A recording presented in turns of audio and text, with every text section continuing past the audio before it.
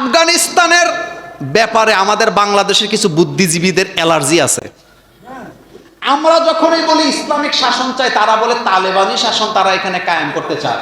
অথচ আপনি দেখেন, তালেবানরা আফগানিস্তানের ক্ষমতা নেওয়ার পর তাদের টাকার মান আমাদের চেয়ে কম না বেশি?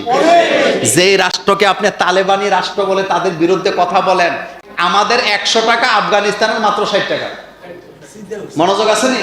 আমাদের কত, তাদের কত?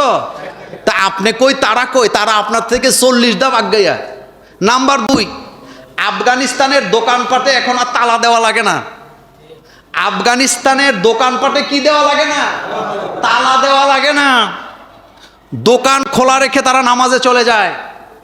সেখানে কোনো হাইজেক নাই, চুরি নাই, ডাকাতি নাই, গুন্ডামি নাই, নষ্টামি নাই, ভ্রষ্টামি নাই। অথচ আমরা যখন বলি ওই রকমের একটা শাসন আমরা চাই, কয় তারা তালেবানি শাসন, তারা দেশটাকে তালেবান বানাতে চায়। আরে তোরা যাইয়া দেখ, তালেবানেরা তোদের চেয়ে অনেক হাজার হাজার গুণ বেশি শান্তিতে আছে।